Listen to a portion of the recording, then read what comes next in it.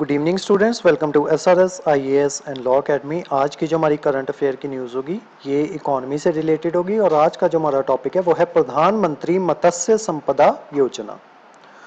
तो देखते हैं ये प्रधानमंत्री मत्स्य संपदा योजना जो है ये न्यूज़ में क्यों है। तो रिसेंटली ये जो है ये अपने 4th ईयर ऑफ इम्प्लीमेंटेशन जो है उसमें एंटर करी है और डिपार्टमेंट ऑफ फिशरी जो है इसने प्लान किया है कि इसका पेस जो है उसको जो है वो और जो है वो बढ़ा देना चाहिए। As the part of this plan, the department has scheduled a series of review meetings with states and union territories और इसकी पहली रिव्यू मीटिंग जो है वो नॉर्थ ईस्टर्न रीजन में जो है वो रिसेंटली जो है वो हुई है। तो इस वजह से ये आपकी प्रधानमंत्री मत्स्य संपदा योजना जो है ये न्यूज़ में आ गई है। तो इसके बारे में थोड़ी सी हाइलाइट्स जो है वो देख लेते हैं। ये आप न्यूज़पेपर की कटिंग जो है वो आप देख सकते हो।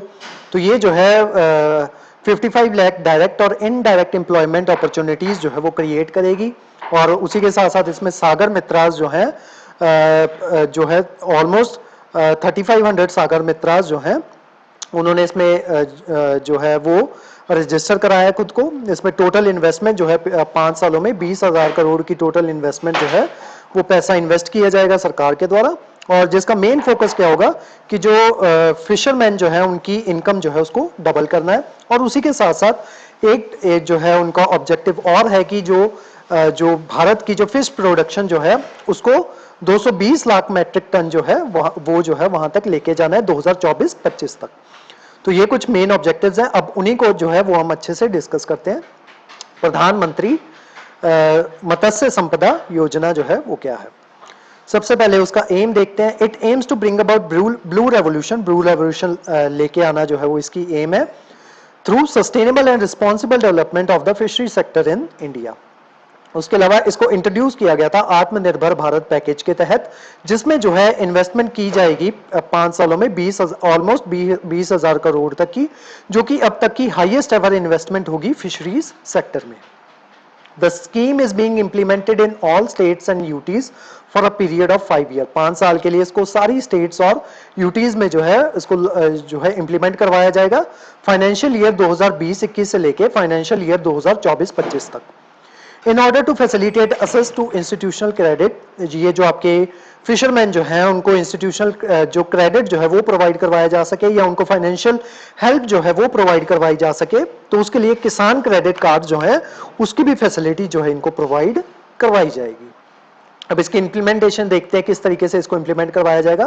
तो इसके 2 सेपरेट कंपोनेंट्स होंगे। पहला कंपोनेंट आपका सेंटर सेक्टर स्कीम, इसके तहत जो है इस प्रोजेक्ट का सारा खर्चा जो है सेंटर के द्वारा, सेंट्रल गवर्नमेंट के द्वारा बियर किया जाएगा और इसी का सेकंड कंपोनेंट होगा central sponsored scheme.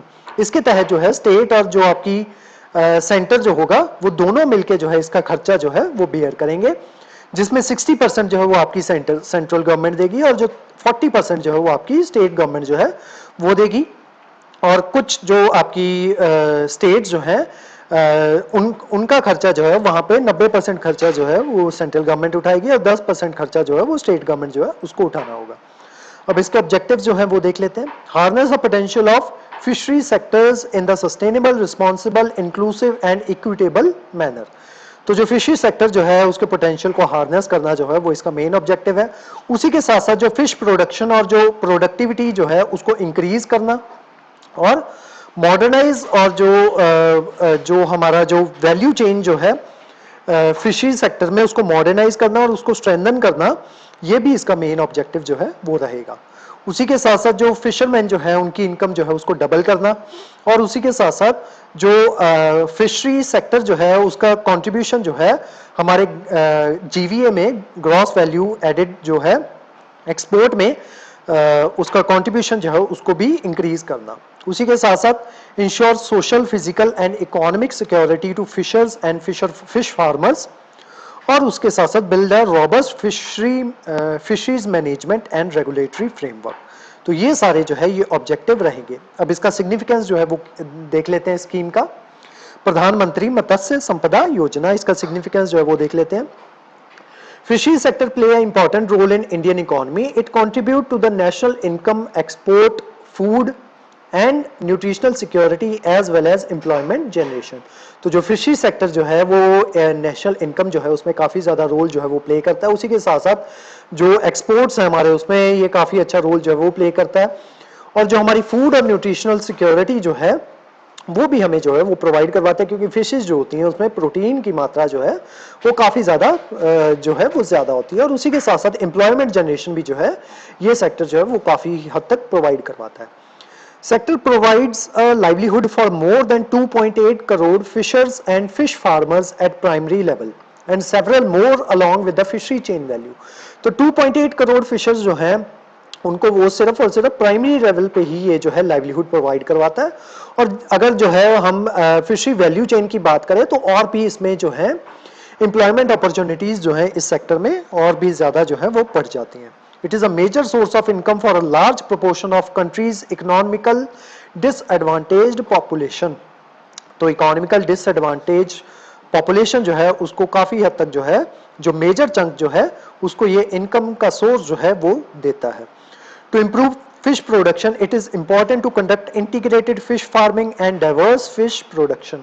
Integrated fish farming जो है वो क्या होता है, इसमें जो है जो आपके फार्म्स वगैरह जो होते हैं उसमें फिशेज जो है उनको छोड़ दिया जाता है, ठीक है। तो एग्रीकल्चर के साथ साथ फिश की प्रोडक्शन भी जो है वो फार्म्स में वो की जाती है। Next, further, the fishery sector has been a major contributor to foreign exchange earning, with India being one of the world's leading seafood exporter. In financial year 2020, aquaculture products accounted for 70 to 75% of country's total fishery export. तो जो aquaculture products जो थे उन्होंने financial year 2020 में 70 से 75% जो country की total fishery export जो है उसमें सिर्फ एक्वाकल्चर प्रोडक्ट्स जो थे उन्होंने ही 70 से 75% तक का जो है अपना योगदान जो है वो दिया। अब अचीवमेंट जो है वो देख लेते हैं। As of 2023, under प्रधानमंत्री मत्स्य संपदा योजना, प्रोजेक्ट वर्थ रुपीज 14,654 करोड़ है बीन अप्रूव्ड। तो अभी तक जो है 2020-21 से लेके 2022-23 तक जो है ऑलमोस्ट 14.5 करोड़ रुपए जो है इस प्रोजेक्ट के लिए अप्रूव हो चुके हैं। और इस वजह से जो इंडिया जो है वो थर्ड लार्जेस्ट प्रोड्यूसर बन चुका है फिशेस का, और सेकेंड लार्जेस्ट एक्वाकल्चर प्रोड्यूसर जो है ग्लोबली इंडिया जो है वो बन चुका है, जिसमें इंडिया जो है उसको रिकॉग्नाइज जो है किया जाने लगा है फिशरी और एक्वाकल्चर इंडस्ट्री में।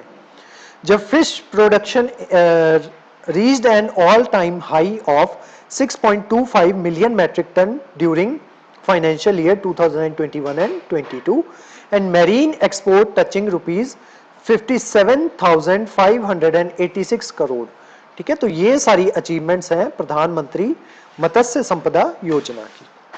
तो आज की जो हमारी क्लास है वो प्रधानमंत्री मत्स्य संपदा योजना के बारे में थी। इस क्लास के जो नोट्स हैं वो आपको सेंड कर दिए जाएंगे हमारी टेलीग्राम चैनल पे, और जो हमारे वेरियस व्हाट्सएप ग्रुप्स जो हैं वहां पे भी इसके नोट्स जो आपको सर्कुलेट कर दिए जाएंगे। उसके अलावा हमारे वेरियस कोर्सेज के बारे में इंफॉर्मेशन लेने के लिए आप हमारे स्क्रीन पे दिए नंबर पे कांटेक्ट कर सकते हो। तो आज की जो हमारी क्लास थी वह यहीं तक थी। Thank you so much.